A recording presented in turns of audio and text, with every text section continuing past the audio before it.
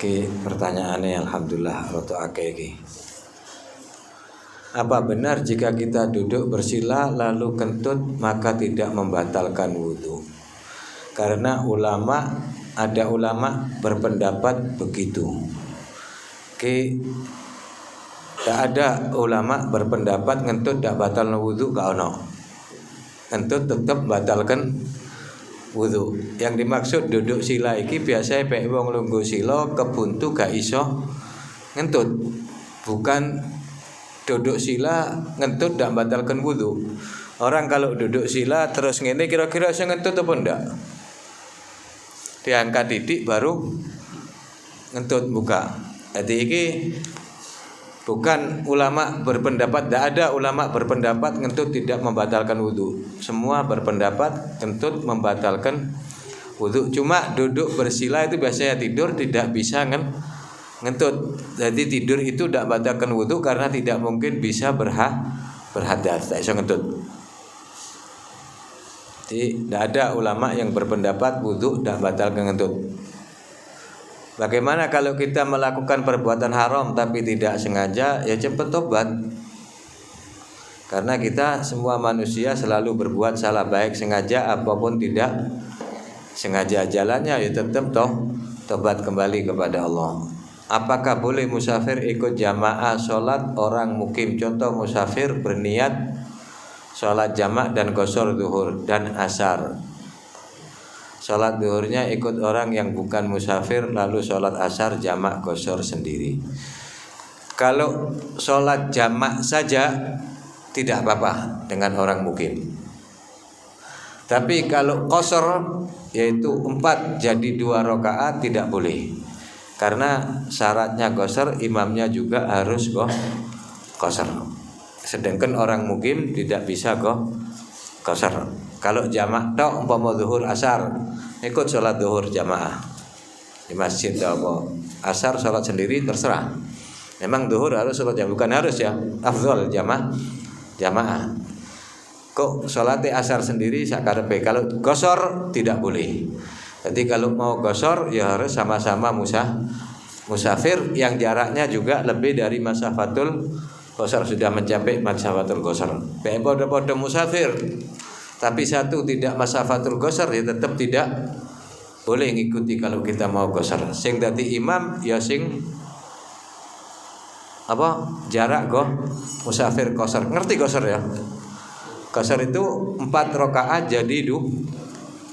Sing iso zuhur, asar, isya.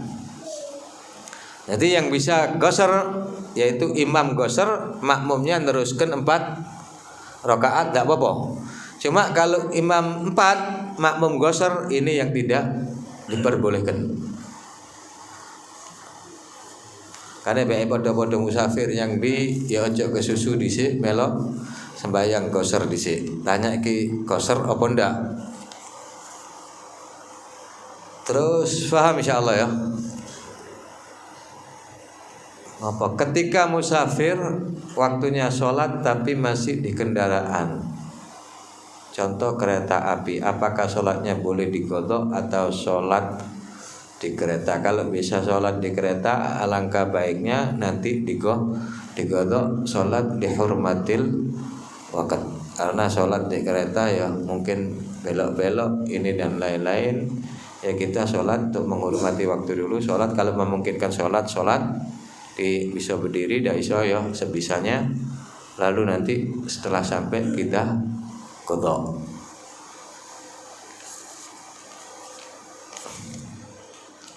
Siapa yang bertanggung jawab di dalam keluarga apabila ada yang tidak melaksanakan perintah Allah? Apakah kita menyuruh orang lain dulu atau keluarga?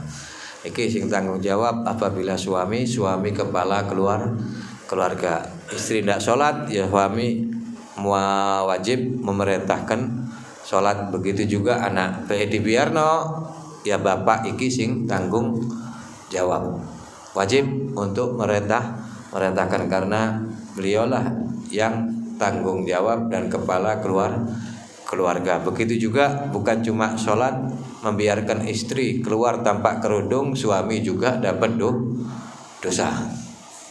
Jadi itu sing wedok tok, sing lanang biarno, sing lanang juga ikut berdosa. Begitu juga anak ya. Bagaimana kalau ada orang tidak bisa jadi imam tetapi dia menyuruh orang lain untuk jadi imam, padahal yang disuruh belum pernah tahu mengaji bab syarat dan rukun jadi imam. Baik kita tahu wong iki tidak ngerti apa-apa blas, lah ono apa didadekno imam. Kita jadikan imam ya orang yang sudah ngerti, terutama ngerti masalah bab wudu, rukun sholat, syarat-syarat sholat sudah sempurna semua, baru dijadikan imam. Baik tidak ngerti, lalu apa jadi imam? Imam tidak sah, makmumnya juga tidak sah. Setiap mentalkin mayit, makanya saiki jenengan setidaknya bagi mukallaf harus ngerti syarat-syarat wudu, fardu-fardunya wudu. Fardu ndak iso wudu gak ngerti salatnya jelas ndak sah, karena iki suci termasuk syaratnya. Dan kuncinya salat, terus rukun salat dan apa maneh? Syarat-syarat salat. Setidaknya harus ngerti apa sing batalkan salat, apa yang batalkan wudu. Khususnya iki sing laki-laki jadi kepala keluarga. Itu juga kita tanggung jawab. Setiap mentalkin mayit pasti ada pertanyaan, wama kita buka, apa kitabmu? Bagaimana jika tidak bisa membaca Al-Quran? Ini bukan masalah bisa membaca atau tidak. Ini termasuk iman. Arkanul iman berapa? Tu'minu billahi wa malaikatihi wa kutubihi. Kita yakin akan Al-Quran. Apa kitabmu? Kita banyak orang buta huruf tidak bisa membaca, tapi dia ngikuti. Bukan berarti tidak ada urusannya bisa membaca. Lah saiki umpama jenengan mlebu surga gak bisa bahasa Arab, terus bahasa apa? Sedangkan di surga bahasanya bahasa Arab.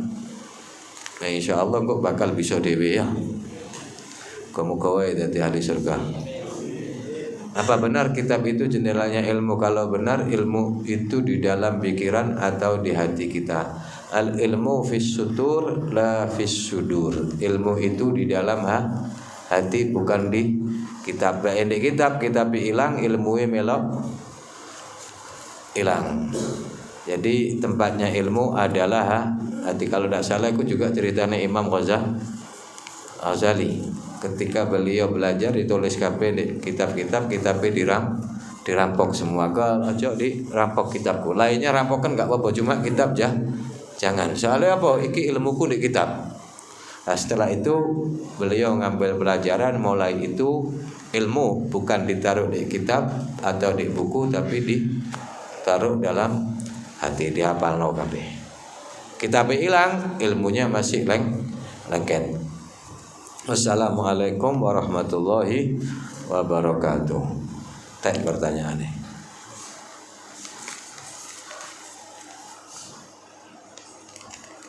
Pertanyaan posoe kak ono iki ya.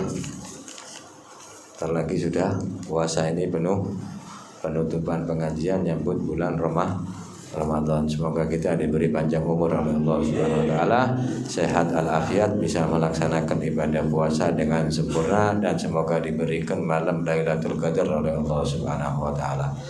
Amin ya rabbal alamin. Ki persiapan ya bulan Ramadan diniatno niat sing api-api. Niat sholat sing kena, diniatkan baca Al-Quran yang banyak, kalau bisa mau mempelajari alangkah baiknya. Terus diniatkan sodako, alhasil iki bulan-bulan ibadah. Jadi penuhilah bulan Ramadan dengan beribadah. Jauhi sesuatu yang membatalkan puasa, baik itu membatalkan puasa atau membatalkan ganjaran puasa. Membatalkan puasa kan ngerti ya, makan minum kumpul istri, iki hal yang membatalkan puasa. Terus apa maneh? Kecuali lupa. Sing ndak mungkin lupa baik kumpul mbek bojo ya. Masa atik lali kumpul mbek bojo poso-poso. Ini kayak jauh dari kelupaan. Sing mungkin lupa makan mie, minum, lali ambek lali-lalian beda. Ambek lali-lalian yang jenengan dhewe sing ngerti. Jadi ya sudah tahu sendirilah. Kalau memang lupa beneran ya alhamdulillah rezeki. Beda lupa puasa, makan dalam puasa ambek lupa makan dalam sholat. Lupa makan dalam sholat itu cuma sebiji sim apa wijen paling besar. Lebih dari itu sholatnya batal lali aku. Si orang selilit satu ketik kelak apa lali be sembayang mau. Lah iki sholatnya ndak sah. Ama puasa sak piring rong piring ya alhamdulillah. Cuma sing soro sik durung ngombe wis eling apa maneh pas kepedesen ya. Terus ya apa terusane iki? Apa diterusno ngombe ta? Ya rezeki sakmono ya rezeki ya malah petaka pisan ya. Ini lupa ya alhamdulillah, kalau ingat langsung berhenti. Ingat masih ada di mulut ya dilepeh. Aja di terus nanggu kari didik. Las. Nah iki eman sholat posoe batal juga wajib neruskan. Kalau sengaja batal wajib neruskan kok setelah lebaran wajib kok kotok. Makanya sing yang mangan duwongane Allahumma lali ya. Lali terus ya enak. Mak rasaku bae lali terus iku ya dadi lali-lalian kok. Ramadan wis entek babe. Jadi sekali lagi gunakan kesempatan mumpung diberi panjang umur oleh Allah Subhanahu wa taala. Semoga tidak keluar Ramadan nanti kecuali kita menjadi hamba-hamba yang soleh, hamba yang dekat kepada Allah Subhanahu wa taala. Insyaallah hati kita dilapangkan oleh Allah Subhanahu wa taala, kesedihan dibuang oleh Allah, kesusahan juga dibuang oleh Allah Subhanahu wa taala. Amin ya rabbal alamin.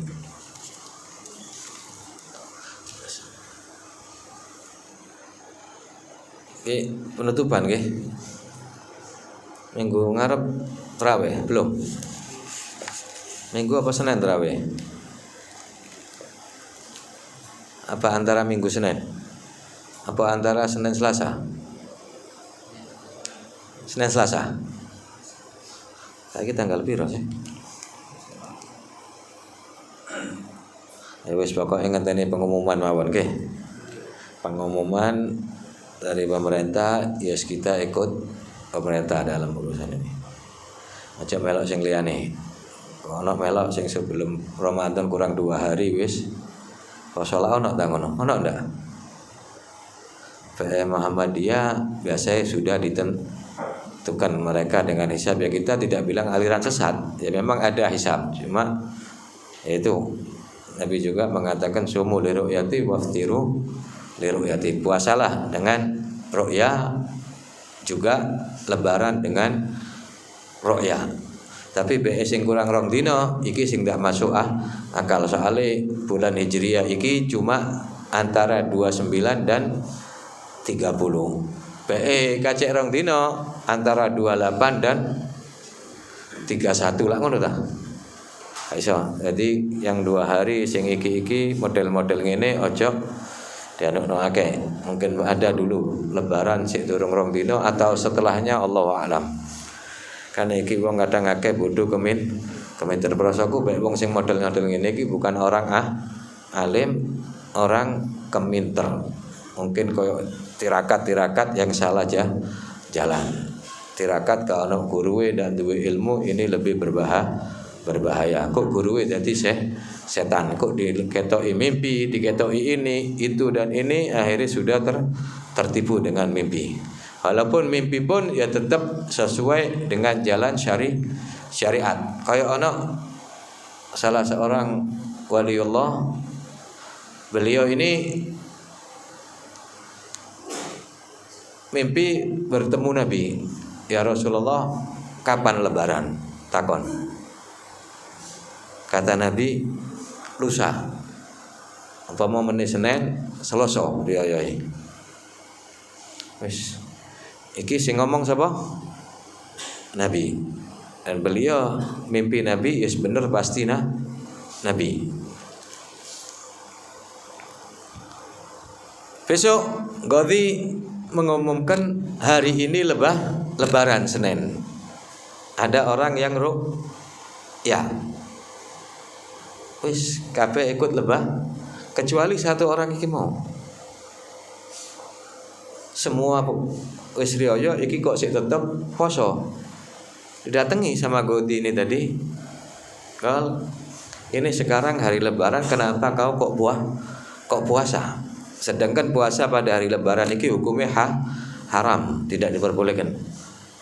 Dijawab oleh beliau, aku tadi malam ketemu Nabi, tanya sama Nabi, lebarannya masih besok, hari ini puasa. Tanya ini, kau ketemu Nabi mimpi apa terjaga? Apa ketok terang-terangan apa mimpi?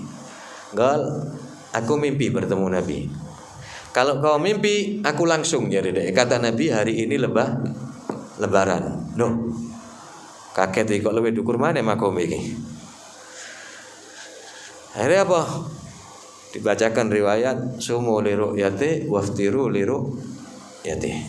Puasalah dengan ru'yah dan lebaran bukalah dengan ru'yah. Sedangkan tadi malam sudah ada yang melihat bulan bahwa hari ini adalah lebaran. Peekon ketok lewat mimpi, tapi ini lewat terang-terangan. Riwayat anfulan ila Nabi sallallahu alaihi wasallam. Dengan ini beliau langsung ngambil buku. Ya, coba awak dhewe kira-kira ya apa nentang apa ndak? Iki mimpi ketemu Rasulullah. Rasulullah bilang sik besok. Tapi apa? Ini orang tetap menjalankan syariat. Wah kata. Kane sing paling enak ikut-ikut sumu li ru'yati waftiru li ru'yati. Dadi ngenteni ru'yah. Ada ru'yah monggo, ndak ada ya wis diterusno sampai 30. In umma alaikum wa akmilul iddata 30. Apabila ada awan atau mendung suruh teruskan 30. Mendung iku ono apa ndak bulane? Mungkin ada. Mungkin bulan sudah keluar tapi tertutup awan. Mendung. Iku kata Nabi teruskan 30. Bukan mengatakan kalau tidak ada bulan, tapi kalau mendung tertutup awan. Teruskan 30. Mungkin bulan ada, mungkin tidak ada, Allahu alam. Jadi tetap mengikuti ru'yah. Dan ru'yah itu dengan mata biasa, tidak bisa dengan alat. Kalau alat yang dipakai sekarang itu cuma untuk mengetahui di mana letaknya bulan. Sudah tahu letaknya di mana, baru dilihat dengan mata kelihatan atau tidak. Beda ketok ketutupan awan ya sudah, berarti diteruskan 30.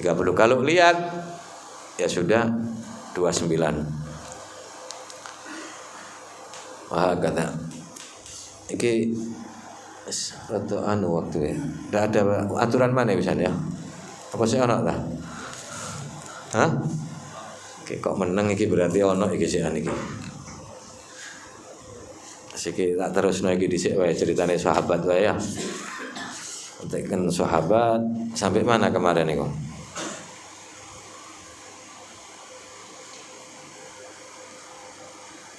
Salam galat Tufail.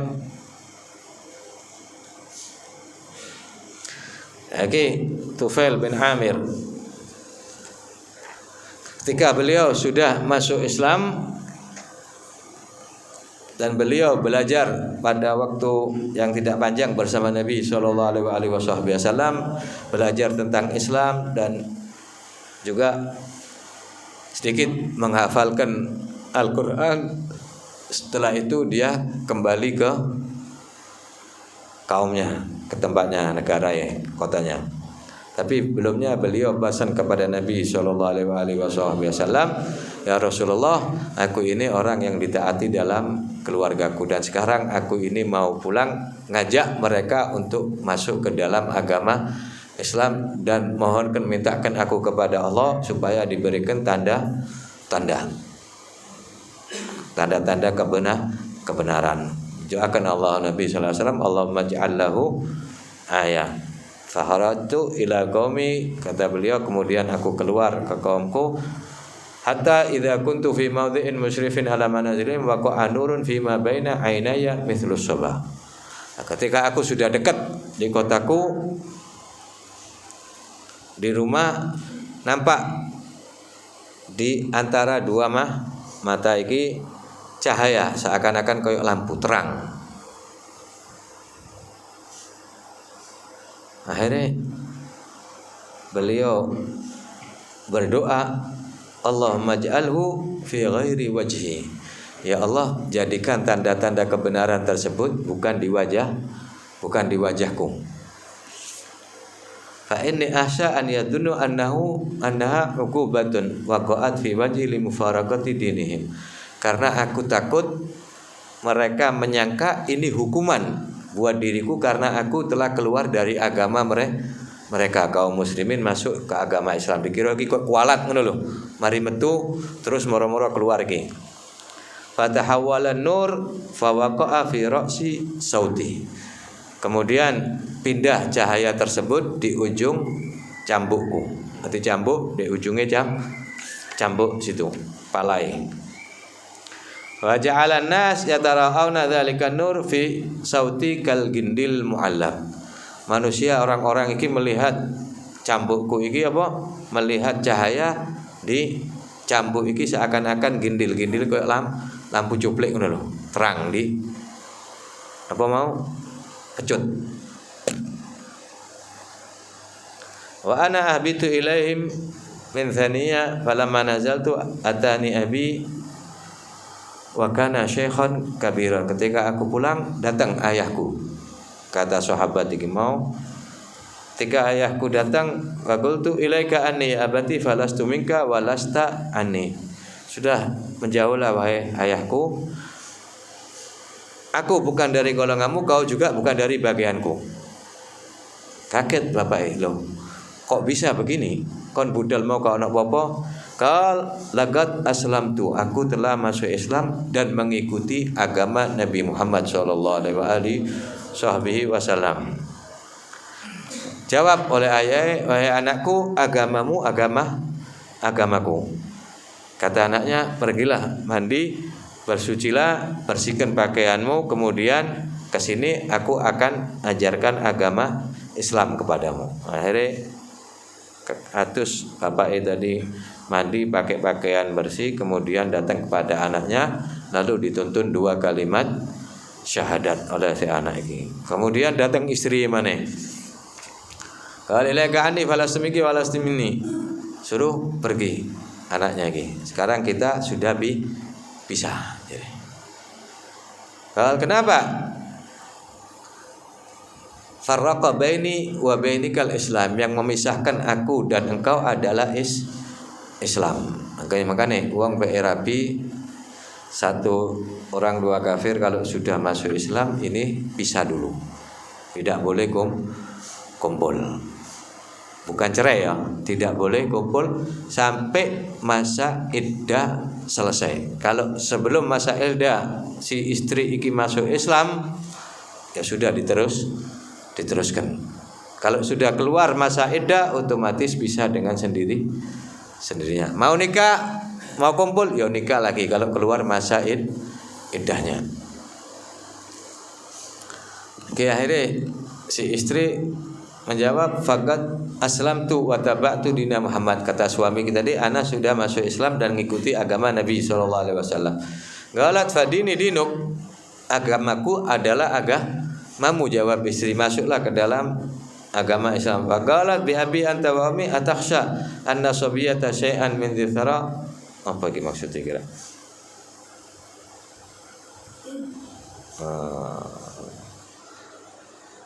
Faqultu laki idhabi wa siktaban laka ana dhaminun laki alla yaf'ala hadzal hajar al-asam. Lalu ngomong bujue iki mau sing wedok ambek sing lanang, kau ndak wedi kualat dah ambek patung iki mau Tuhan kita. Kau telah lama menyembah dan sekarang kau tinggalkan, dak wedi kualat aja.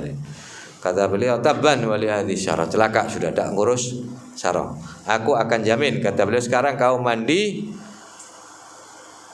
Unak ba'idan anisa yang jauh dari orang, aku yang menjamin hajar tersebut, batu tersebut, patung tidak akan bawa kualat. Tak bakal ono apa-apa kok nambah patung. Ojo putih. Aduso. Ini terus masuk Islam. Kemudian setelah mandi bersuci semua, si istri iki masuk ke dalam agama Islam. Iki da'awati ternyata juga tidak ada masalah. Tsumma da'autu dausan fa abta'u alayya illa Abu Hurairah illa Abu Hurairah faqad kana asra'an nas islaman. Lagi riwayat Abu Hurairah beliau masuk Islam ini ada perselisihan. Ada yang ngomong iki dalam kitab iki dikatakan sebelum Nabi hijrah. Tapi dalam yang lain mengatakan pada tahun 7 Hijriah ketika Nabi SAW di Madinah. Tapi boleh jadi beliau masuk Islam lalu datangnya ke Nabi SAW pada waktu Nabi di Madinah. Kata beliau, aku mengajak kaumku Daus untuk masuk Islam, tapi mereka sulit untuk diajak masuk Islam kecuali Abu Hurairah langsung beliau masuk ke dalam agama Islam. Wajib itu Rasulullah SAW sampai Abu Hurairah. Kemudian aku kembali ke Mekah bersama Abu Hurairah. Faqala Nabi sallallahu alaihi wasallam wara'aka ya Tufail qulubun 'alaihi akinna wa kufrun syadid. Lalu ditanya, "Bagaimana yang telah kau lakukan wahai Tufail?" Maksudnya dengan kaummu. Dijawab oleh Tufail, "Suturun tamna'uha min ru'yatil haq." Hati mereka tertutup dari melihat kebenaran ya Rasulullah, karena kaumnya tidak ada yang masuk ke dalam agama Islam kecuali Abu Hurairah. Laqad alaba 'ala ad-daf al-fusuq wal isyan. Mereka sudah terlalu banyak berbuat kefasikan dan kemaksiatan ya Rasulullah. Faqama Rasulullah sallallahu alaihi wasallam fatawadda'a wa shalla wa rafa'a yadahu ila sama'. Qala Abu Hurairah fara'aytu kadzalika khiftu an yad'uwa 'ala qaumi fayahliku. Kemudian Nabi SAW wudu, sholat 2 rakaat, ngangkat tangan berdoa. Kalau dikatakan Abu Hurairah, aku ketika melihat Nabi SAW berdoa takut. Takut apa? Takut mereka mendoakan orang-orang Daus, kaumku. Takut doa apa didoakan oleh Nabi bakal celaka, bakal hancur mereka. Ini yang ditakuti oleh Abu Hurairah. Tapi apa? Lakinna Rasul sallallahu alaihi ja'ala yaqul Allahumma hdi Dausan, Allahumma hdi Dausan, Allahumma hdi Dausan. Minta kepada Allah supaya Daus dari kelompok kabilah Daus iki supaya diberi hidayat oleh Allah Subhanahu wa taala. Beda dengan yang diperkirakan oleh Abu Hurairah kita tadi. Kemudian Nabi sallallahu alaihi wasallam menoleh kepada Tufail, qal irji ila qaumik warfiq bihim wad'uhum ilal Islam. Kembalilah kau kepada kaummu, berlemah lembutlah kepada mereka, ajak mereka untuk masuk ke dalam agama Islam setelah didoakan oleh Nabi sallallahu alaihi wasallam. Qala Tufail falam azal bi ardi Daus ad'uhum ilal Islam hatta hajara Rasulullah sallallahu alaihi wasallam. Terus aku pulang mengajak kaumku untuk masuk ke dalam agama Islam sampai Nabi sallallahu alaihi wasallam hijrah ke kota Madinah. Dan itu sudah melewati perang Badar, perang Uhud, Khandaq dan lain-lain sudah selesai. Faqadim tu ala Nabi sallallahu alaihi wasallam manuna baitan min Daus aslamu wa hasuna islamihim, dan aku mengajak 80 keluarga kepada Nabi sallallahu alaihi wasallam di kota Madinah. Mereka telah masuk Islam dan mereka sangat baik dalam menjalankan agama Islam. Fasurra bina Rasul sallallahu alaihi wasallam asamalana ma'al muslimin min ghanaim Khaibar. Melihat ini Nabi SAW merasa senang dan diberikan bagian daripada rampasan perang Khaibar. Faqulna ya Rasulullah ij'al maimanatak fi kulli ghazwatin ta'zuha waj'al syi'arana mabrur. Maimanatak apa ini?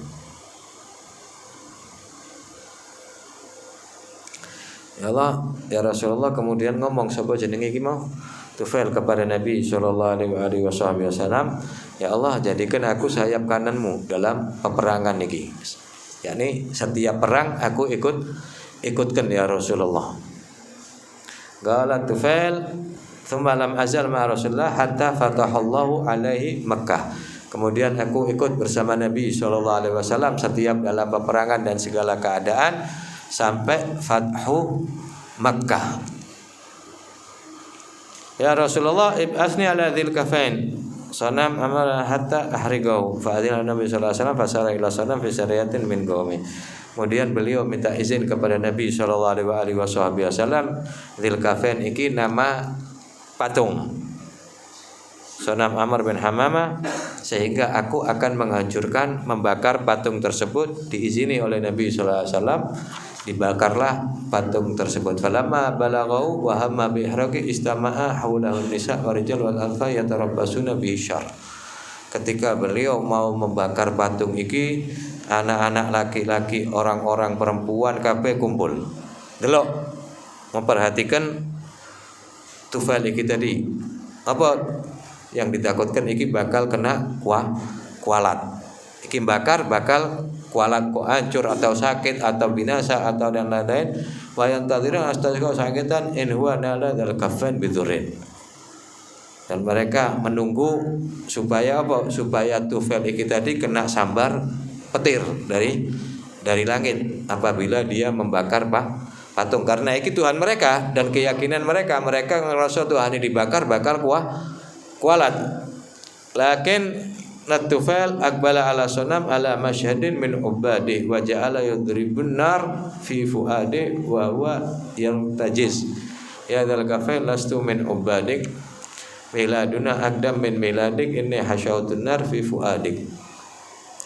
Delok orang segitu banyak kumpul, datang Tufail iki tadi patung dibakar tengah-tengah iki dalam hati. Lalu beliau mengatakan, wahai dzal kafain, patung, aku bukan penyembahmu, kata beliau.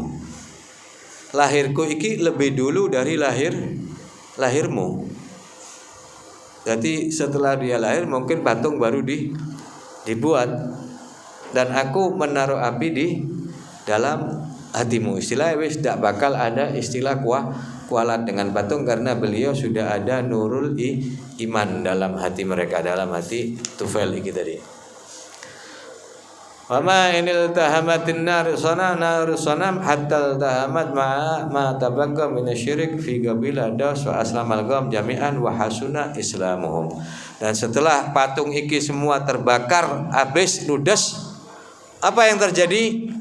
Orang-orang kafir musyrikin iki tadi takut kok kualat, akhirnya tidak ada apa-apa. Dengan ini mereka semua langsung masuk ke dalam agama Islam. Berarti patung iki tidak membawa kebaikan dan kejelekan sama sekali. Dak walati, dak gowo rezeki, dak bawa ini, berarti patung tidak ada apa-apanya. Langsung mereka masuk Islam semua. Kadang-kadang wong-wong iku wedi kualat. Dzalla Tufail bin Amr Rasi ba'dam dzalik mulaziman Rasulullah sallallahu alaihi wasallam hatta qubida Nabi ila jiwaril Rabbih. Kemudian Tufail selalu bersama Nabi sallallahu alaihi wasallam sampai Nabi sallallahu alaihi wasallam dipanggil oleh Allah Subhanahu wa taala. Walamma ala tilha fa ba'di ila sahibis siddiq wa dha'a Tufail nafsahu wa sayfa walada fi ta'ati khalifah Rasulullah. Ketika zaman Sayyidina Abu Bakar khalifah, beliau selalu ikut perang dan serta anaknya, dan selalu mengikuti perintah Khalifah Rasulullah Sayyidina Abu Bakar As-Siddiq. Walamma nashibat hurubur riddah nafarat Tufail, ketika mulai ada perang, Sayyidina Abu Bakar mulai memerangi orang-orang yang murtad, karena setelah Nabi sallallahu alaihi wasallam meninggal banyak dari orang-orang Arab yang keluar dari agama Islam.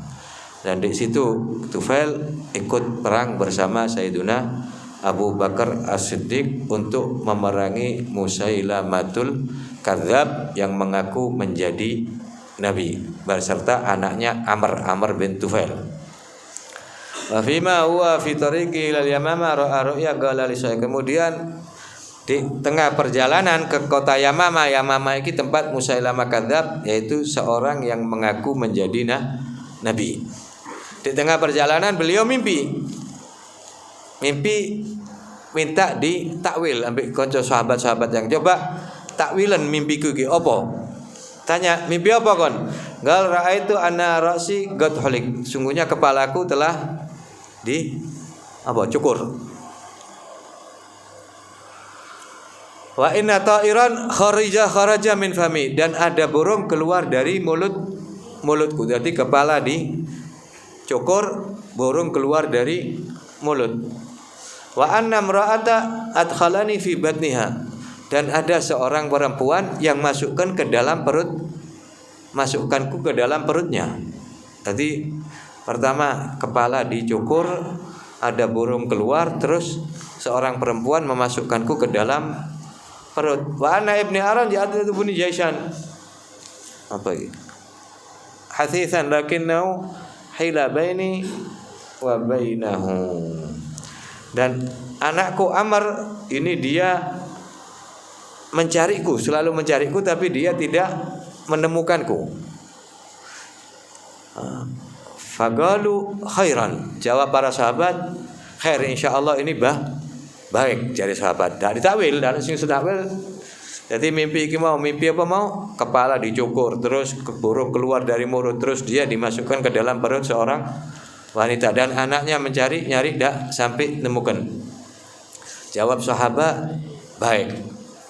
Lalu dijawab sendiri sama Tufail sahabat kita di sing mimpi, amma ana wallahi laqad awwaltuha, demi Allah aku sendiri mentakwilkan mimpi iki tadi, anna halqu ra'si fa dzalika annahu yuqta. Kalau kepalaku tadi dicukur, iku bahwa kepalaku dipenggal takwile. Burung keluar dari mulut, iki menunjukkan rohku keluar dari dalam diriku. Wa anal mar'ati adkhalani batniha fa hiyal ardu tuhfaruli. Kalau aku dimasukkan ke dalam perut seorang wanita tadi, berarti itu aku akan dimasukkan dikubur dalam kuburan, dimasukkan ke dalam kuburan. Wa inilah arju an uqtala syahidan, dan aku berharap supaya aku ini meninggal dalam keadaan mati syahid dalam peperangan ini. Jadi sahabat tahu mimpi ki wis ketok, dan dia mentakwilkan ana bakal meninggal. Ndak ada rasa takut, ndak ana iki, justru kepinginnya apa? Kepingin syahid. Saiki jenengan baik kira-kira mimpi ngene terus ana sing nawilna kon bakal mati, kira-kira ya apa? Iso mangan enak apa bingung apa ndak apa ngene, sudah serba bingung. Tapi beliau apa? Tenang. Dan beliau terus berjuang, tahu bahwa dirinya ini bakal meninggal dunia. Qala Tufail, endi ki mau? Iki ilang-ilangan iki. Fa amma talabu ibni li fa huwa ya'ni annahu yatlubu syahada allati sa'ahdha biha idza adzina Allah lakinnahu yudrikuha fi ma ba'du. Kalau takwilnya anakku mencari aku tadi, yaitu annahu yatlubu syahada allati sa'ahdha, dia juga ingin mencari syahadah. Apa syahadah? Mati syahid. Jadi anakku mencariku ini, beliau juga ingin mati syahid apabila Allah mengizinkanku. Tapi dia akan menyusulku, kata Tufail lagi. Tak bareng ambil aku mati. Iki takwil ru'ya, takwilnya mimpi beliau. Wa fi ma'rakatil ma'raka abla sahabi al-jalil Tufail bin Amr ad-Dawsi a'zamal bala hatta kharra sari'an sayidan ala ardil ma'rakah. Dan ketika dalam perang Yamamah melawan pasukan Musailamatul Kadzab, di situ Tufail mendapatkan musibah, tapi sebenarnya bukan musibah, diangkat derajatnya oleh Allah Subhanahu wa taala. Beliau mati dalam keadaan syahid sesuai dengan mimpinya iki tadi. Dan anaknya Amr famazala yuqatilu hatta athkhanatul jira wa qutiat kafahul yumna. Anaknya beliau ikut terus berperang sampai dia terkena pedangnya musuh, tangan kirinya kaf iku iki lho. Kaf iki apa? Telapak tangannya putus. Terkena pedang orang kafir. Fa'ala idal Madinah mukhalifan ala ardil yamama abahu wa yadahu. Lalu setelah itu kembali ke kota Madinah, si Amr anaknya itu tadi meninggalkan ayahnya dan tangannya di Yamamah yang terputus ya. Ayahnya meninggal dunia syahid, tangannya juga putus, tak tahu kemana larinya. Falamma balaghahu dimau. Wa fi khilafah Umar bin Khattab, kemudian setelah zaman Khalifah Sayyidina Umar bin Khattab, datang Tufail ini kepada Sayyidina Umar. Fa'udhiya lil Faruq bi ta'am, kemudian berikan makan, wan nasu julusun indahu. Orang-orang duduk di sekitar Sayyidina Umar ambek Tufail lagi mau. Fada'al qaum ila ta'ami fatanaha Amr anhu. Ketika orang-orang diajak makan ambek Sayyidina Umar, sahabat Tufail iki menjauh deh. Takoni mbek Sayyidina Umar, "Kenapa kau menjauh? Apa kau malu dengan tanganmu?" kata Sayyidina Umar. Karena tangannya putus, dia mender ngono lho. Kok sahabat iki jijik ndelok tanganku karena aku ndak punya tangan iki, ndak mau makan bersamaku. Dijawab oleh sahabat Amr kita di anaknya Tufail, "Na'am ajal ya Amr, iya, aku merasa mender malu dengan sahabat karena aku tidak punya tangan." Akhirnya jawab oleh Sayyidina Umar, "Wallahi la adzuqu hadza ta'am hatta tahtadu bi yadikal maqtu'ah." Demi Allah, aku tidak akan makan makanan ini kecuali kau campur dengan tanganmu yang terputus iki tadi. Jadi kau ngudek ambil tanganmu baru aku mau makan, kata Sayyidina Umar bin Khattab. Apa? Untuk melapangkan hati orang tersebut, untuk menyenangkan hati sahabat tersebut, biar tahu bahwa kita tidak jijik melihat tanganmu, karena tanganmu hilang ini bukan karena mencuri atau ini karena jihad fi sabilillah ini. Qala Sayyidina Umar, "Wallahi ma fil qaum ahad ba'du fil jannah illa anta." Demi Allah, tidak ada seorang pun yang sebagian ada di surga kecuali engkau, wahai Tufail. Apa? Yaitu tangannya. Jadi tangannya melebu surga, masuk surga lebih dahulu daripada orangnya ini. Ini gal Sayyidina Umar bin Khattab kepada sahabat.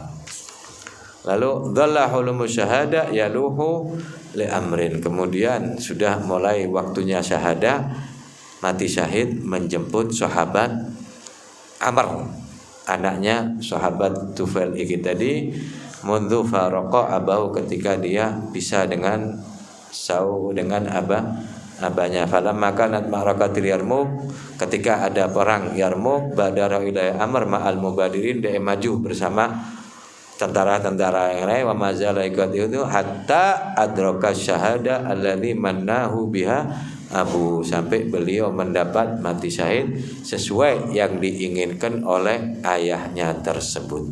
Dalam mimpi anaknya juga bakal mati syahid, tapi mendahului, dia lebih mendahului daripada anaknya. Rahimallahu Tufail bin Amr Dausi fa huwa syahid wa abuhu. Semoga Allah memberikan rahmat kepada sahabat Tufail Ad-Dausi beserta anaknya, dan semoga kita semua mendapat barokah dari keduanya dan juga dari para sahabat-sahabat Nabi sallallahu alaihi wasallam. Allahumma ij'al jam'ana hadza jam'an marhuma, tafarraqana min ba'di tafarruqan ma'suma, wa la taj'al minna wa la ma'ana wa la fina syaqiyan wa la mahruma. Allahumma arbitna bin Nabi sallallahu alaihi wasallam bi aslafina salihin rabtana yanhal warzuqna kamalan iktidal bihim wa syurna ma'ahum wajma'na min dunya wal barzah wal akhirah. Allahumma barik lana baqiya min sya'ban wa ballighna ramadan wa inna ala siyam wal qiyam wa janibna min jami'il adzam rahmatika ya arhamar rahimin. Barik lana fi auladina banatina fi azwajina fi dhararina fi amwalina fi a'malina fi asma'ina fi absarina fi harakatina fi sakatina ba'dana. Barik lana fi sya'ina kulli ya awwalal awwalin ya akhiral akhirin ya dzal quwwatil matin ya rahmal masakin ya arhamar rahimin. Anjizal rahmatan min indik nas'ad biha fil dunya wal akhirah. Allahumma ighfir lana wa li ikhwanina alladhina sabaquna bil iman wa taj'al fi qulubina ghillan lil ladzina amanu rabbana innaka ra'ufur rahim. Rabbana la tuzigh qulubana ba'da idh hadaytana wa hab lana min ladunka rahmatan innaka antal wahhab. Rabbana hab lana min azwajina wa dhurriyyatina qurrata a'yun waj'alna lil muttaqina imama. Rabbana atina fid dunya hasanah fil akhirati hasanah wa qina adzabannar. Arwahi walidina walidikum wa amwatina wa amwatikum wa amwatil muslimin ajmain ma ya'lamu taqaddimi min ahli al-jalsa روح حسن والد علي بن أبي بكر والد الحجام بن والد أبو بكر وسكن والديه وسنة والد حبيب حسين من طلب علي بن نافذ روح حجي أنور باسا وأخي قس معصوم وإخوانهما ووالديهما ووصولهم وفروعهم أن الله يتغشاهم بالرحمة والمغفرة ويسكنهم الجنة فرج عنا والمسلمين اختم لنا بالحسنى وقررة العافية وإلى حضرة النبي سيدنا محمد صلى الله عليه وسلم. الفاتحة.